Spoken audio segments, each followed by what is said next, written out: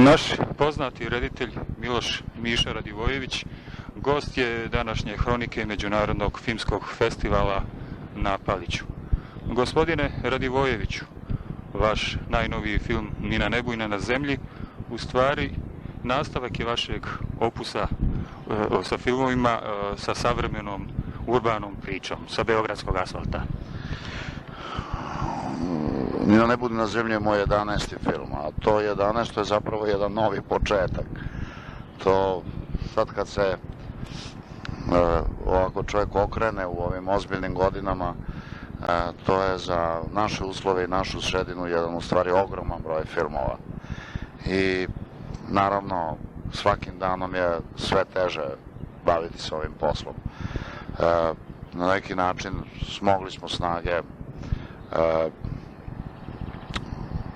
jedna grupa ljudi, glumaca, scenarista, mojih umetničkih saradnika, okupili smo se, našli smo ljude koji su nam pomogli, vrlo teško do duše, i eto napravili smo ovaj film. Ja sam veoma zadovoljan kako taj film izgleda.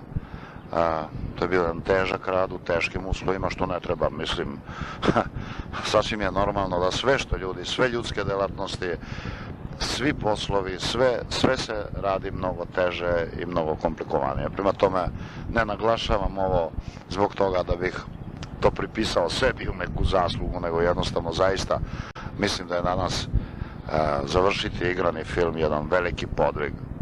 A ako je čovjek pritom, jel da, naumio da u taj svoj film zarobi ovo vreme, da taj njegov umetnički iskaz pretenduje da jednog dana bude dokument o ovom vremenu, onda je stvar utoliko teža. Ja se nadam da sam ja sa svojim saradnicima na neki način taj zadatak obavio na jedan miran, dostojanstven, nepatetičan i nepretenciozan način, i veoma bi se radovao da taj film nađe svoje gledalce. Ohrabrio me na neki način, ohrabrila me ta reakcija palićske publike. Film je primjen sa velikom pažnjom i sa, rekao bih, velikim razumevanjem. Recite nam, kakvi su daljni vaši planovi vezani za ovaj film? Da li vi očekujete da će film ipak uspjeti da probije blokadu i bude prikazan negdje na nekom međunarodnom filmskom festivalu? Pa znate šta, ne mogu da izigravam proroka, jer moj prošli film Uvod u drugi život je zaglavio kod policije i carinika u Montpellieru. Goran Marković i Zoran Tasić za malo nisu bili uhapšeni. Rekli su mi da su bili tretirani od policije kao da su nosili heroin. I taj film je još uvek u Francuskoj. Mi ga nismo dobili, ako imamo tu jednu jedinu titlovanu kopiju. Dakle, prosto ne želim da prognoziram sudbinu tog filma. Mi ćemo naravno uz pomoć prijatelja pokušati. Šta znači prijatelja?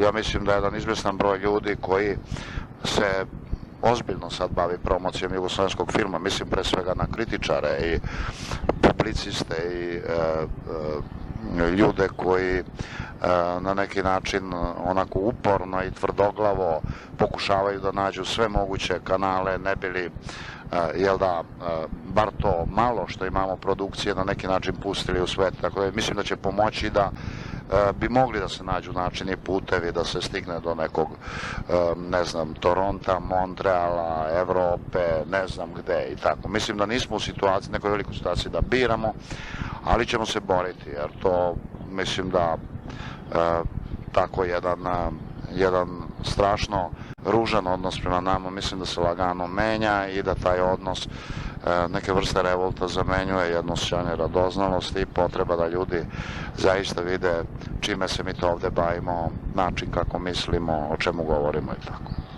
Gospodine Radivojeviću, hvala na ovom kratkom razgovoru. Iskreno želimo vam puno uspjeha i nadamo se da će film konačno pronaći put da se pojavi pred gledaocima van naše zemlje. Hvala vam.